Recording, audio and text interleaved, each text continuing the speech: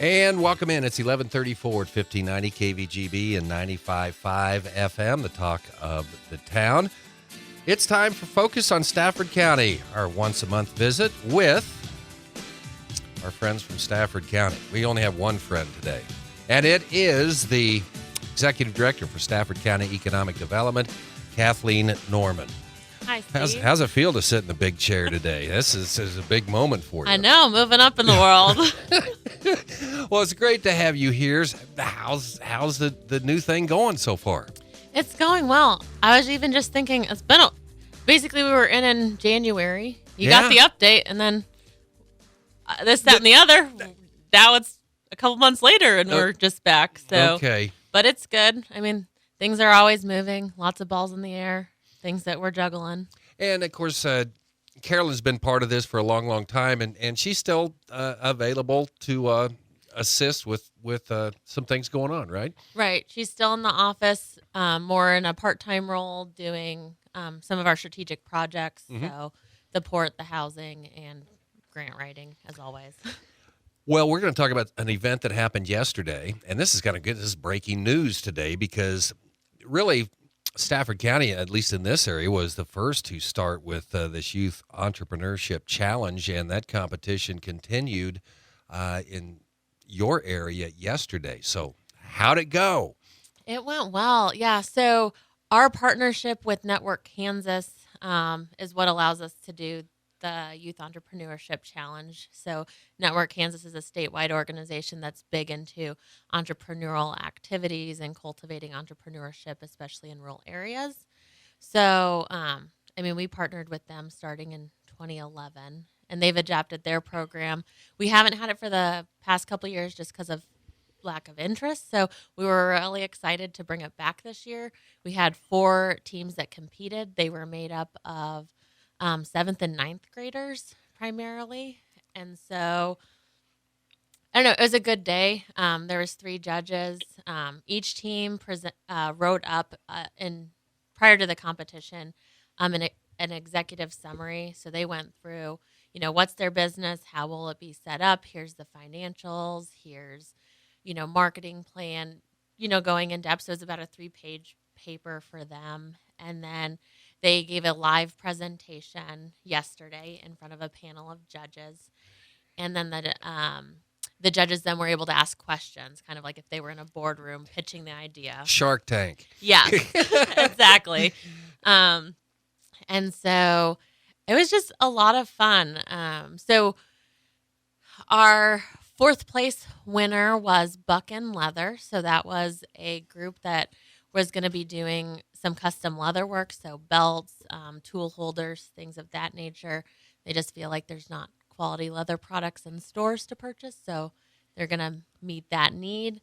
And so that team won $100. And then our 3rd place team was iTable Menu. So I don't know if you've been to restaurants and they have little QR codes for you to scan, but some restaurants are moving away from the paper menus to being able to have people look things up on their phone, which then allows the restaurants to better update and maintain their menu. So if items change or go, plus you can look at it then, if you're not actually at the physical restaurant, but also with COVID, people became concerned about the sanitariness of having the actual menus. So they're looking at, creating this service to help restaurants put their menus online. What a cool idea. It is, and they have already done a ton of web development.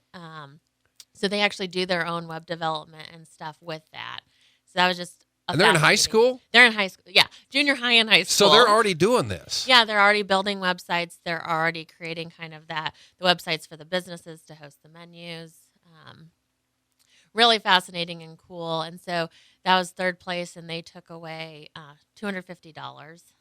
And then our 2nd place was Cantrell Auto Detailing. So they are going to be a full service, car wash plus detailing center.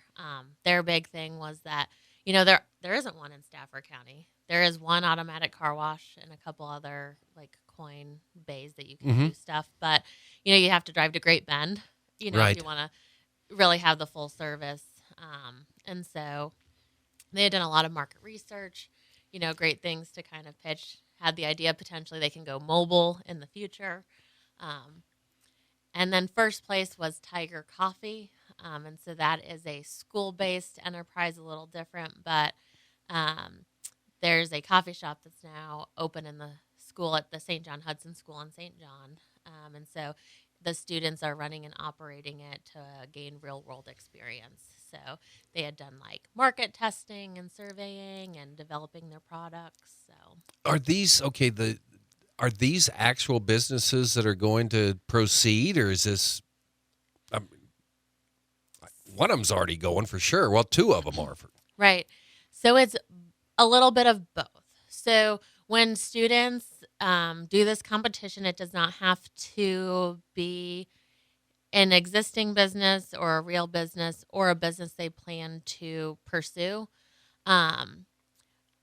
At least 2, if not 3 of the businesses, potentially 4, will become functional businesses within the next year.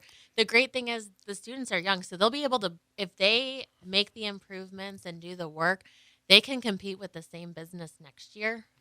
Having real numbers then, knowing better, who their target is, how to market, advertise. Or they can choose a new business, and there might be other students who join the competition. But it's really great for them the goal really is for them to be hands-on in doing it.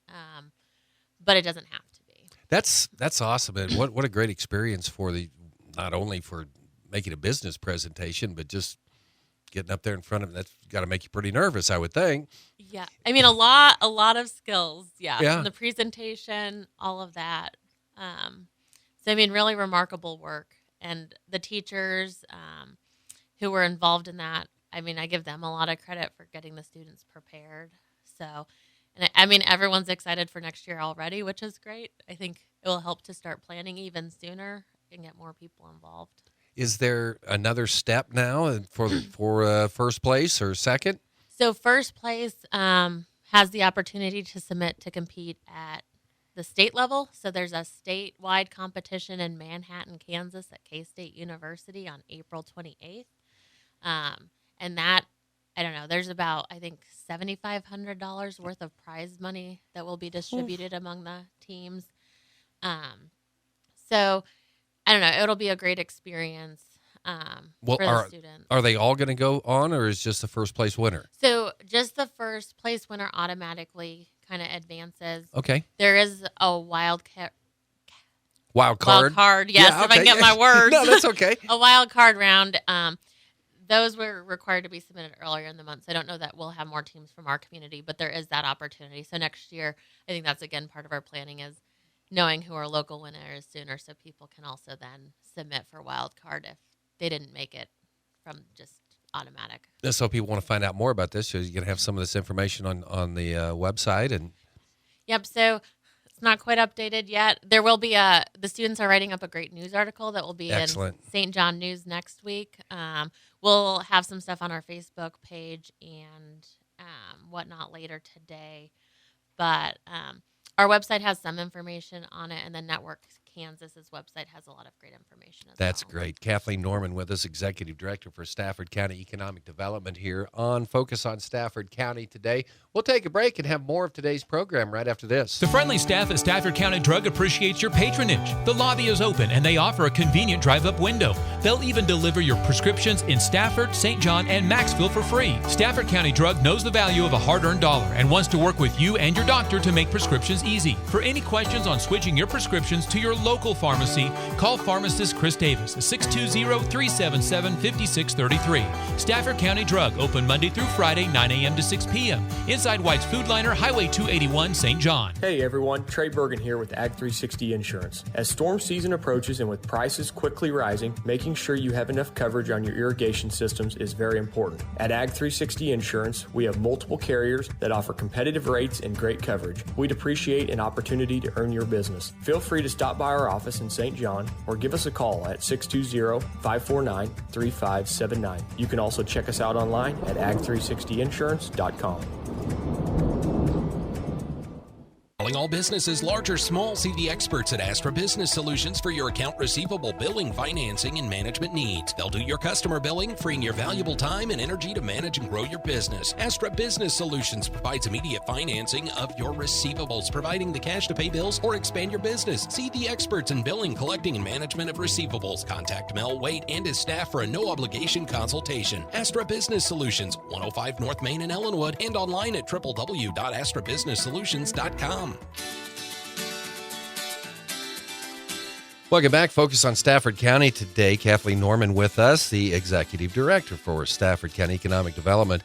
Yeah, yesterday was probably one of those days you found out, okay, yeah, this is what it's like. It's pretty busy day then, right? Right. Not much time to sit down or catch your breath. But. Well, a great deal yesterday at the Youth Entrepreneurship Challenge going on and taking place. And here in this segment, I want to talk about and strategic planning. This is always important. It's been something part of Stafford County Economic Development for a long time. Kind of tell me about this process, where you are right now, and how often do you update it, and kind of talk about the process, Kathleen.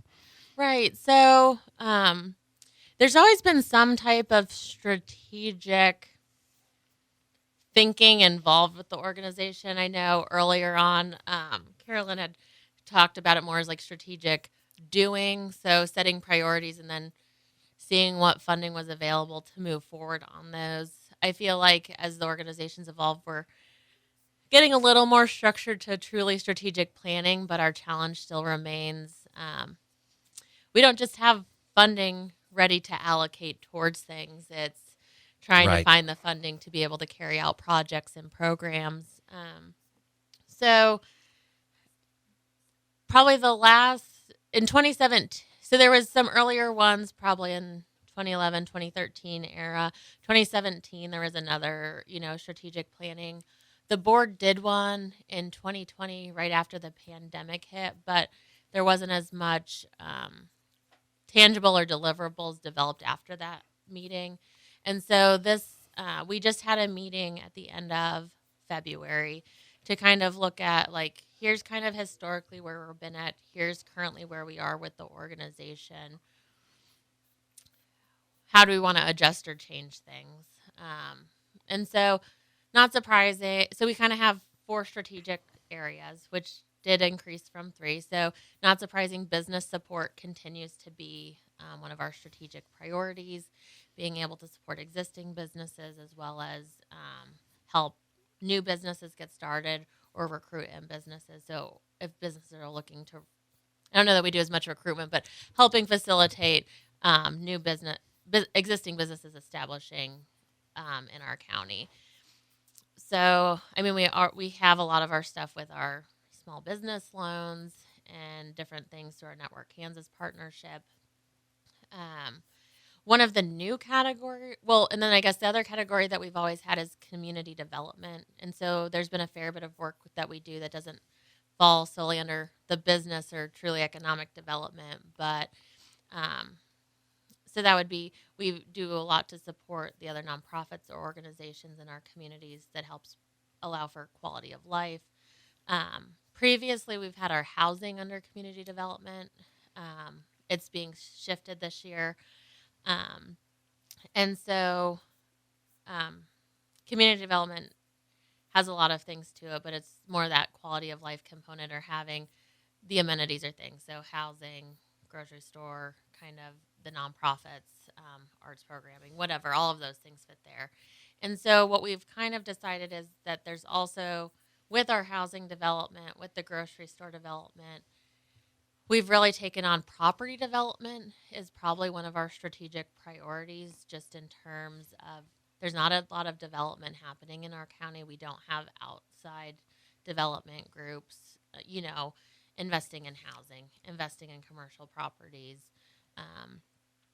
So, looking at the housing really falls more under there. Like the goal of it is we need housing. Mm-hmm. So looking at the industrial port would fall more under that property development project, whereas previously we've looked at it as like business development.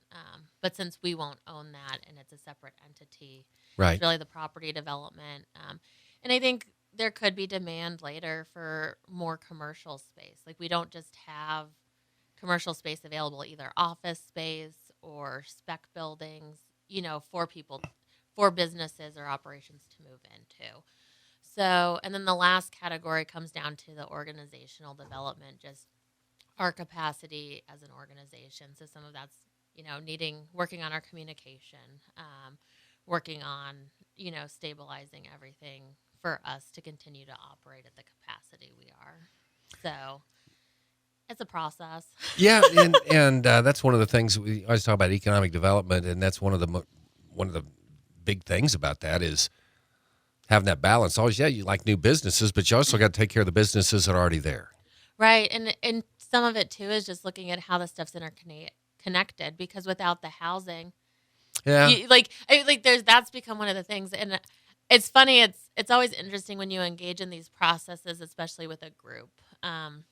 There's a lot that I carry out, or that is like the staff kind of determines action plan for. But I know when I went into strategic planning, developing our format and how we were going to move through it, and then I facilitated it, I really thought housing would become its own strategic priority. But the more kind of discussion you have, you kind of see where, it still is definitely a priority. We're knee deep in, this current 10-house project, and it's not that it diminishes, but it's also looking at what else aligns with kind of that function and purpose behind, why we're doing it. Okay, well, let's go ahead and move right to the housing update, and how's that going? And give us the latest here. Yeah, so it's going well. So the house in Hudson, that was the first house that was completed, had a young couple move in there for March 1. So 3 more houses are well underway in Stafford. 2 for sure will be done by the end of May. So for like a June 1 move-in. Don't know yet exactly when the 3rd will be. We already have 2 people lined up, I guess, to move in. Their applications were processed. They've been through it. So we're kind of trying to get that done. But the 3rd house, we haven't started accepting applications on, just because timeline, whether everything can, delay things. And so you don't want to, stress people out. And then site work has started on the 3 in St. John. So those will probably be done in the fall. And then once the Stafford are complete and St. John's are more underway, we'll start the final 2 in Maxville. Explain how the property management side works. Stafford County EcoDevo owns the property. Is that how it works? Yes. So for these properties, we own all of the properties, and the prototype house we built with K-State last year is being bundled in. So it's 10 houses that we're calling Prairie View. So we own them. We received a fair bit of grant funding to cover the expenses of building them. With that comes a lot of compliance and restrictions based on the grant funding. So it is a more lengthy application process. So there's income restrictions on it. And then half of the units will also need to have households that include someone 55 or older. So it's a little more intensive that way. And then we do some annual upkeep. So while there is the income restriction to qualify, if people's income changes, like increases, they will not have to move out of the housing as long as they're in compliance with the lease. So increase in income is not a reason not to renew a lease. Well, that wouldn't be really good to incentivize someone coming in. So, I don't know. I don't want the raise, boss. I'll have to find someplace else to go. And that's what they found. So, that's really great. It can affect our mix in managing. So if people's income raises significantly, we might have to, the next available unit might have to be rented to a lower income cap. But once someone's in there, they won't have to leave unless they A, choose to, or B, aren't following the lease. Well, it's great. You talk to anybody in any county, and housing is the big thing right now. So it is. and you're starting to make an impact. That is great. We will take a break here. We'll have more with Kathleen Norman, Executive Director for Stafford County Economic Development right after this. The friendly staff at Stafford County Drug appreciates your patronage. The lobby is open and they offer a convenient drive-up window. They'll even deliver your prescriptions in Stafford, St. John, and Maxville for free. Stafford County Drug knows the value of a hard-earned dollar and wants to work with you and your doctor to make prescriptions easy. For any questions on switching your prescriptions to your local pharmacy, call pharmacist Chris Davis at 620-377-5633. Stafford County Drug, open Monday through Friday, 9 a.m. to 6 p.m. Inside White's Food Liner, Highway 281, St. John. Hey everyone, Trey Bergen here with Ag 360 Insurance. As storm season approaches and with prices quickly rising, making sure you have enough coverage on your irrigation systems is very important. At Ag 360 Insurance, we have multiple carriers that offer competitive rates and great coverage. We'd appreciate an opportunity to earn your business. Feel free to stop by our office in St. John or give us a call at 620-549-3579. You can also check us out online at ag360insurance.com.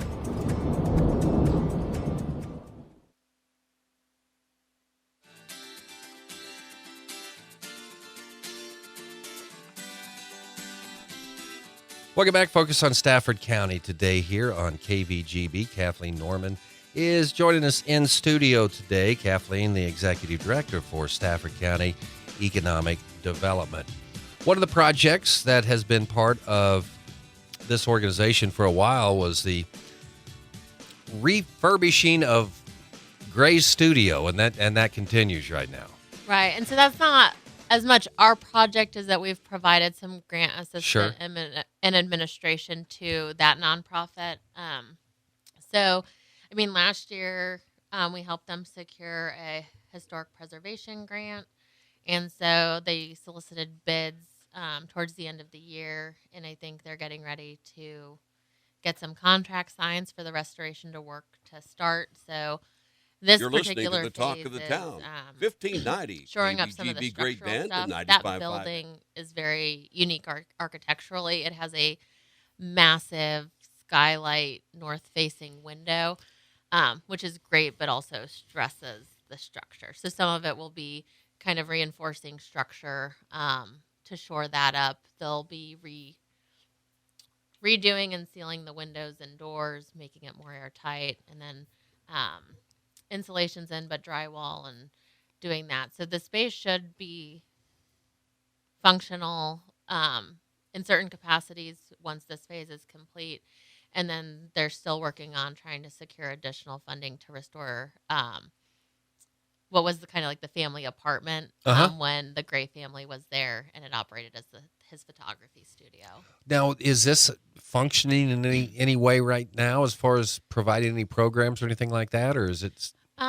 They've done some small outreach things over the past few months. I think the goal is once they get the main studio space finished, they'll be able to start doing a lot more.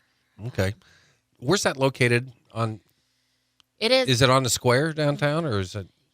So it's just south of the square. So it is at 2nd and Main Street. And so I think it's like 116 North Main. Is the Look at that. address. Okay, pulling that out. See, Yeah. that's good. And so it's right across from the mural that we talked about last Sure. year. So the mural park is on the north side of 2nd Ave, and Gray's is on the south side. Okay. Bike across. The bikers coming back this summer? Yeah. So Bike Across Kansas is coming through. Oh, okay, Yep. okay. So they'll be stopping. Their route comes through, so they'll have an overnight in St. John on June 13th. So we're excited for that opportunity to host that group. They were supposed to come through in 2020, and that race was event was canceled. So it was nice that we're still on the docket now that they're coming back. What is that? Bike and Build? Or? Bike and Build. Okay, yeah. okay. So they're a group that we've worked with. I don't think that they won't be in our area this year, but I think they're coming through the state of Kansas, but we're not going to be a stop.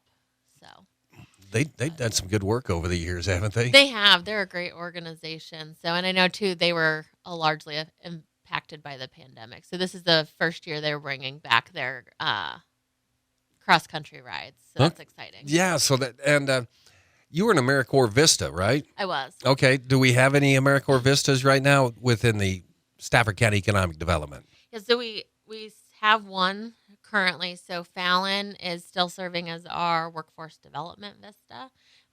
So she has been here since the end of August and should be till late August this year. And then we have an opening still for a public health vista. So that would be working on access to care, housing, childcare, all of that stuff. So things that are important. Kathleen, thanks for giving us an update. Great to see you here. And we will talk to you next month here on Focus on Stafford County. Kathleen Norman joining us today for the program here on our Focus series here on Stafford County. Stay with us. Coming up next, we will have news from the ABC Network, and then Cole Reif will be along with your noon report. And Agriculture Today rolls at 12:30 today. Here on the Talk of the Town, 1590 KVGB. Great band.